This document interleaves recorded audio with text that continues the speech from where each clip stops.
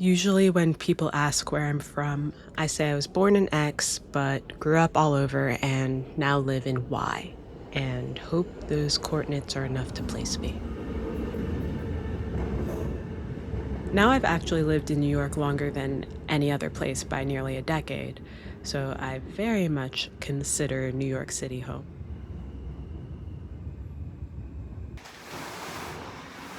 I moved into my first solo apartment in the city during the pandemic. I was thankful for the space, but over the years it accumulated a lot of stale energy, bad memories. Also, it was so loud in the Heights. I think the highest decibel level in Manhattan.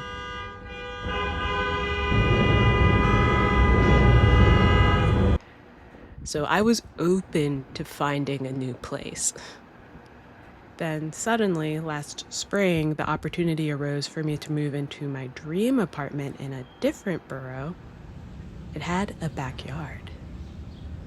The landlord emailed me to say move-in would be a month delayed while they did renovations. And because my current building wouldn't extend my lease for a single month, I had to move all my stuff into a storage unit to wait it out. But as inconvenient as that was, it was worth it for a dream place. You know, the hope of something better. A couple of weeks after moving into the storage unit, out of the blue, the new landlord emailed me saying that they were no longer going to have me as a tenant, and instead were going to find someone with more money. They then promptly raised the rent by $800 a month. And that's New York, baby. And there began my placelessness.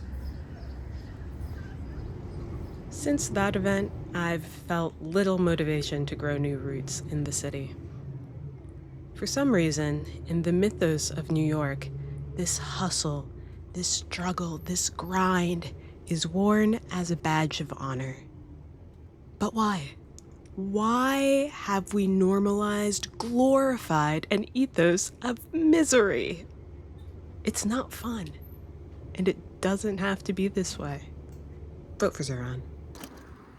I have to admit, I am tired of treading water.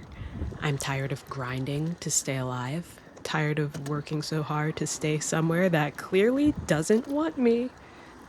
Like maybe before we had something, but now, I don't know. And I'm too old to be chasing. I know better. It has also become apparent that though I may be surviving here, I'm only surviving in part. My body has been telling me that for a while. For years, I've been considering possibly leaving the city. I don't know anyone who regrets leaving, but really, I don't want to. It's easier to stick with the devil you know, right? Plus, New York is my home. I can't leave. And then I go to the Whitney and see this piece by Patrick Martinez. Migration is natural. And that's my sign.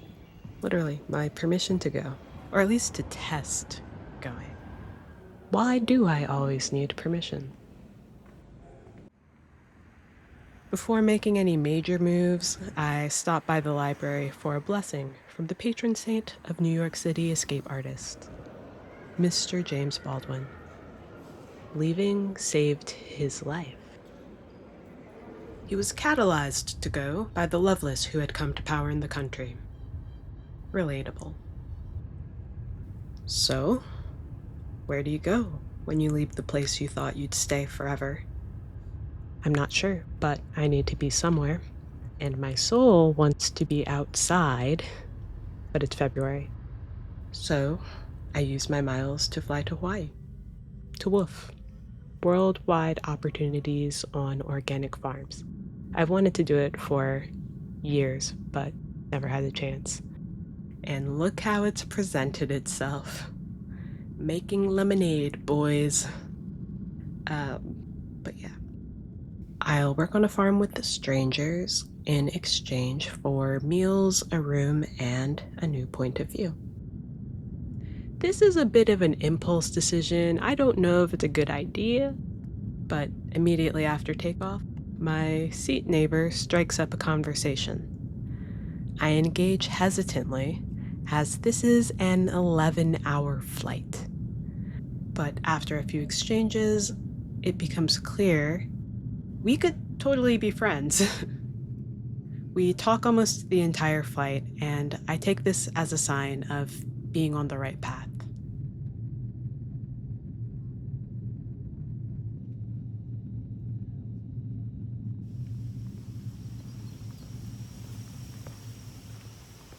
Hawaii feels like the opposite of New York, at least where I'm staying.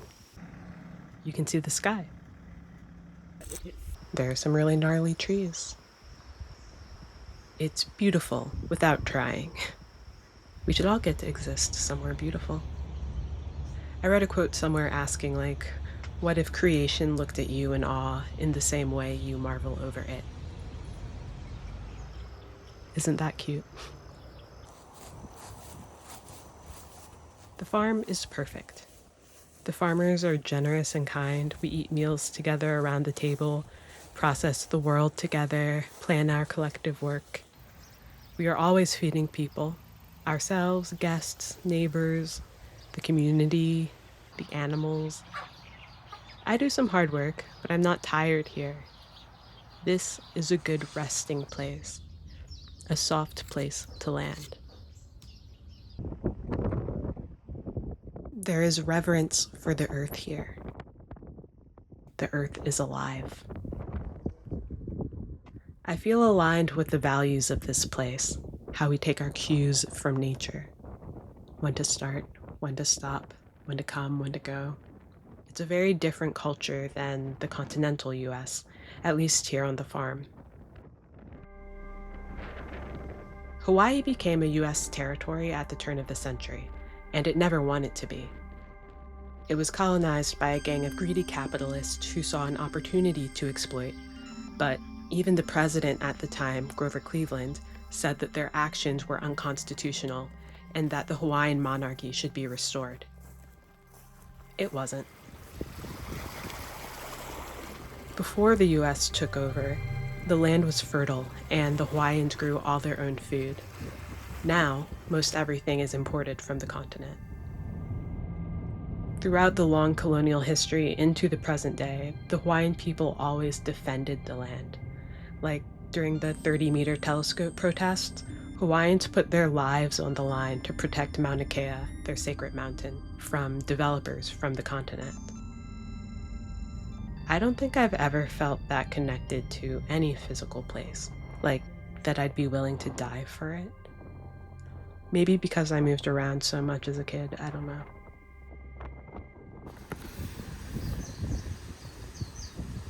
I've been reading Du Bois here, The Souls of Black Folk, published in 1903, just 40 years after emancipation.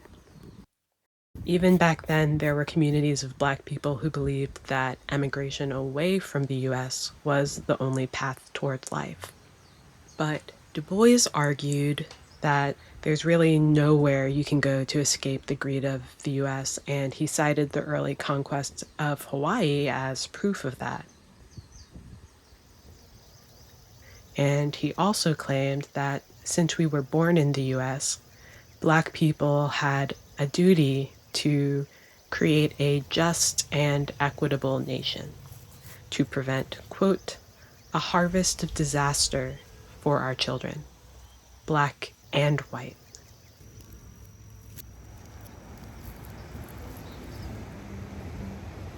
The farmers taught me this word the Hawaiians use, kuleana, the honor and privilege of being responsible for something, rather than it being a duty.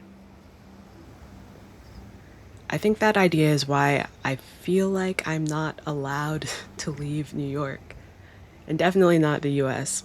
Because like Du Bois said, this is my homeland, and we don't choose where we're born, but regardless, I was born with this strange privilege, so I'm therefore obligated to stay and make this place better, right? So, I go to protest, engage in justice work, volunteer, and whatnot, but really, I view my art practice, the narratives I release into the world, truth telling, culture shaping, as a form of writing injustice. Which is very idealistic, I know. But that was before it felt impossible to survive here. Before AI, before billionaires bought up the channels of distribution, before marching in the street would leave me sobbing, knowing nothing would be done to stop a genocide, before the people chose the Fuhrer. Again. And sure, people change, but you can't change someone who doesn't want to change themselves. So strangely, it was seeing this article after the 2024 election that got me seriously considering leaving the city and, the country. Namely, the image chosen to publish under the title. Like, Black woman, tighten your bootstraps, get back out there, do your duty. And I was just like, bruh, come on.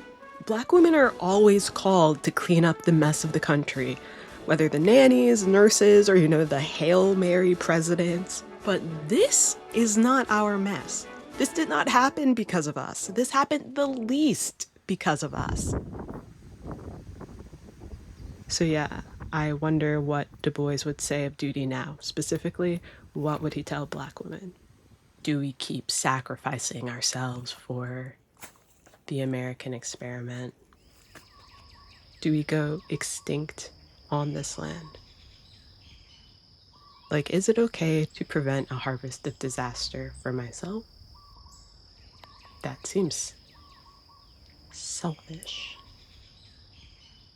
But could that be duty enough? Or am I required to be a martyr?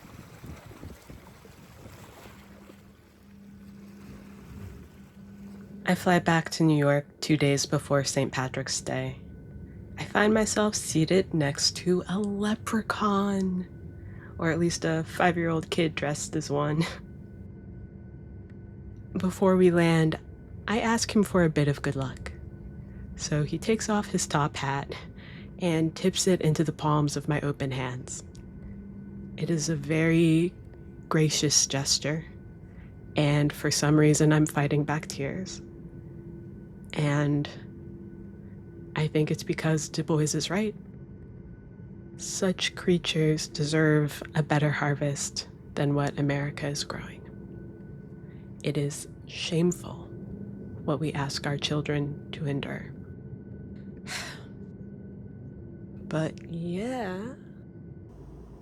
I think whatever magic the leprechaun gave me worked. TBD. I think another reason I stayed in New York for so long is because for some reason it's embarrassing to admit that you're not happy in a place, or that you're lonely, or that you're barely getting by, or that you don't have the circumstances that make it possible to stay. So you just bear it.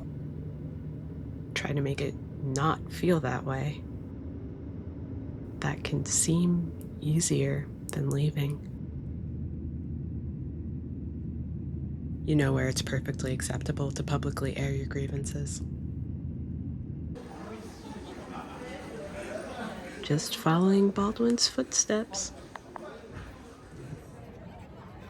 Ironically, I'm here just in time for the Parisians to be grieving the US.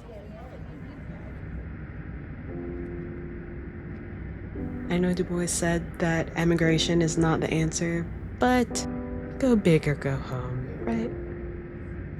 I mean, it is true that if I leave the US, I'd have to worry about visas all the time. And Americans going to Europe always makes me think of kids running away to their grandparents' house.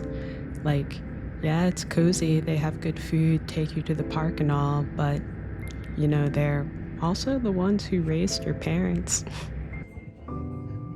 In belonging a culture of place, Bell Hooks talks about how you never really have a clear view of the place you came from until you leave. And I feel that every time I'm here. I actually feel a bit defensive at times. Like, it's easier to see the positive things about the US when you're somewhere else. It's also easy to see America's biggest exports. And I wonder, maybe I do need to stay stateside since that's my lane. Or maybe I can do my job better someplace I can actually do my job. Quick detour. I have some friends on vacation in Italy, so I stopped by to see them. I am quickly reminded that while migration is natural, unfortunately, in our world, mobility is a privilege. These days, that is a hard reality to forget. Responsibilities and health may prevent caregivers and those in need of care from leaving, while those without carve their own path. Wealth allows a lucky few to circle the globe without second thought, while the under-resourced are mired in place. And of course, borders strangle some, but are perforated for others. Yet, nature models for us what is true. Animals have no borders. Birds just fly where they need to survive in each season. It's intuitive and unchallenged. In On Democracy, E.B. White, yes, this Stuart Little guy, writes a lot on supranationalism, a focus on global well-being rather than individual national interests. He argues that to have a united planet, or for someone to be a supranationalist, they first have to be a naturalist, to feel the ground under their feet making a whole circle, and to realize that the planet is not exclusive. The grass, the sky, the water, it's all of ours to share, to tend, and belongs to no one. Okay, back to France.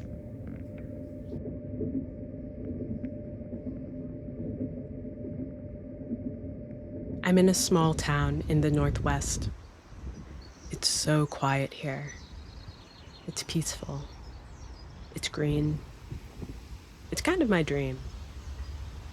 It's comfortable. Things don't change in comfort. People only shift or stand up when they're uncomfortable, irritated, under pressure. Case in point, in the US, the Black Lives Matter protest had been happening since 2013, but the country only cared to do something about the issues raised in 2020, after everyone had spent 3 uncomfortable months in lockdown and was primed to be outside. Generally, people tend to stand up frequently in New York because it is always uncomfortable.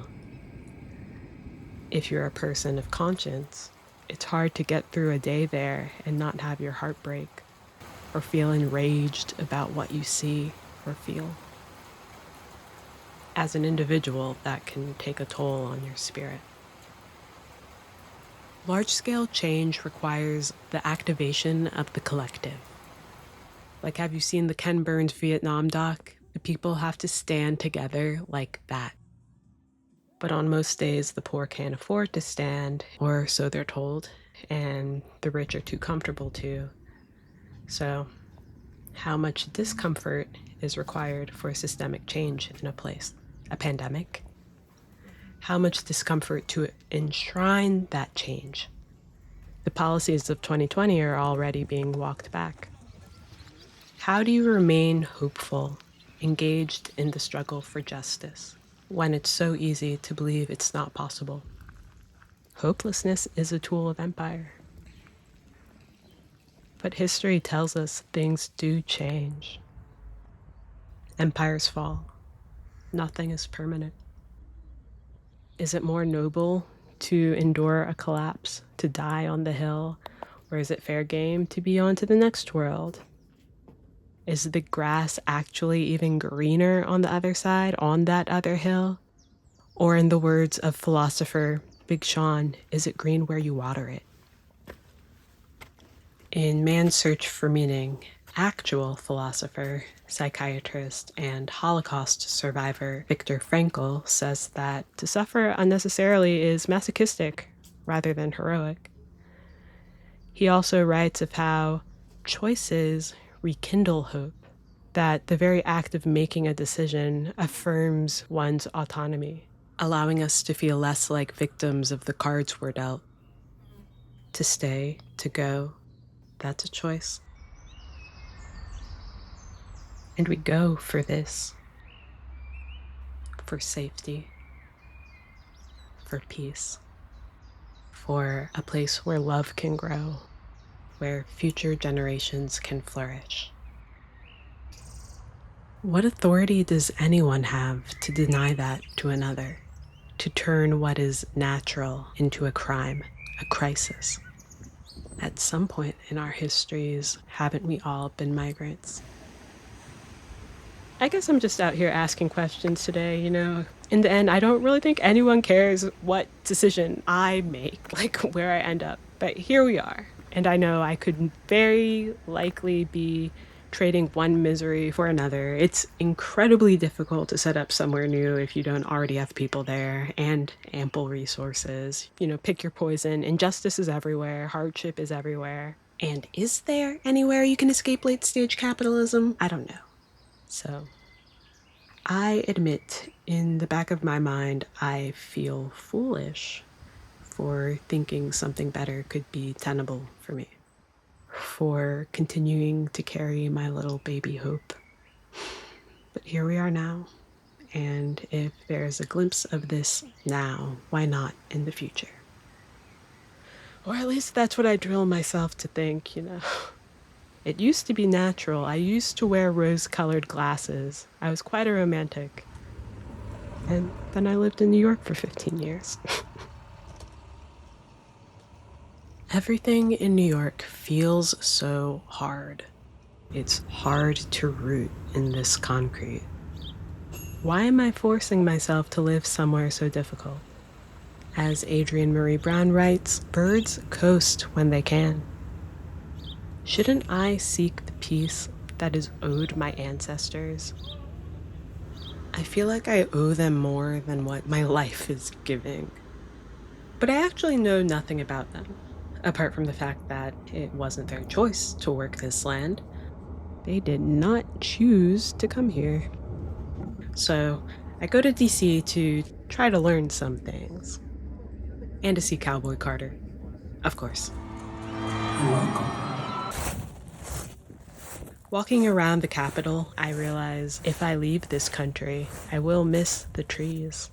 Maybe in my next life, I'll be a tree. Somewhere far from human development. I go to the National Museum of African American History and Culture.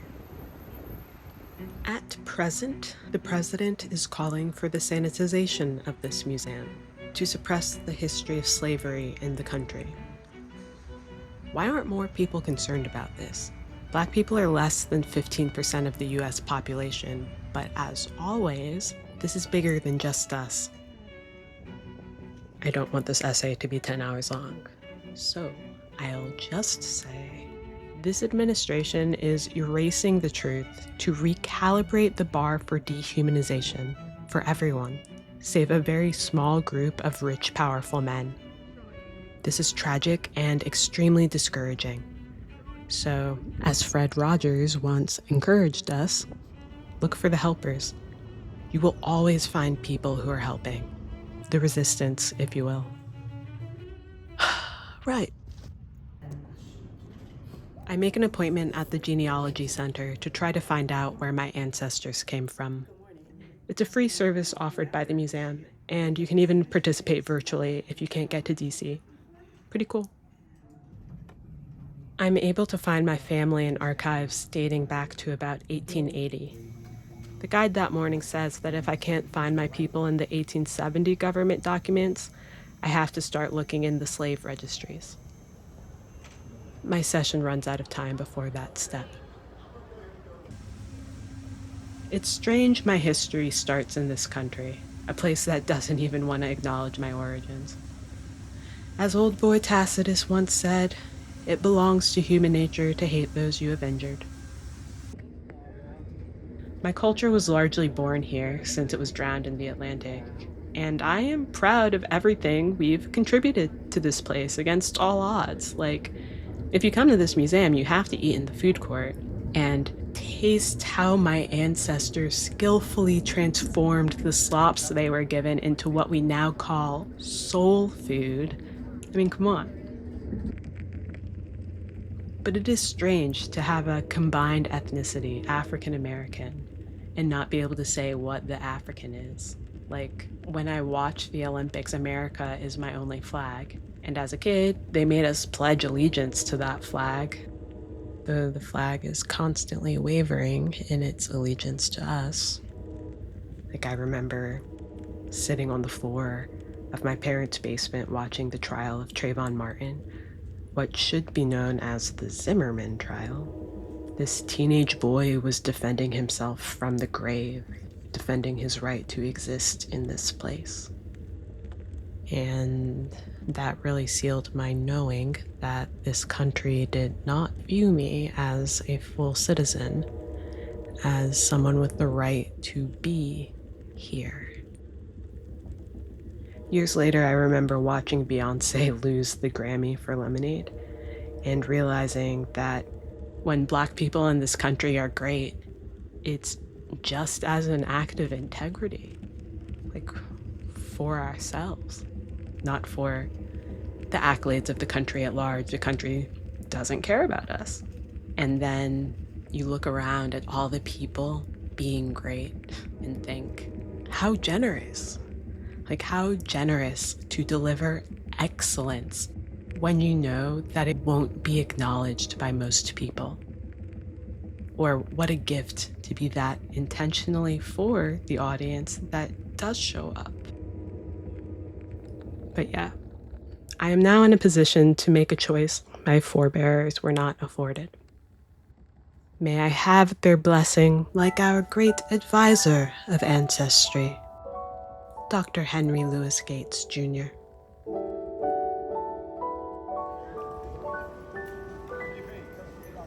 Back in New York, I look around the city and think, I don't know any of these people.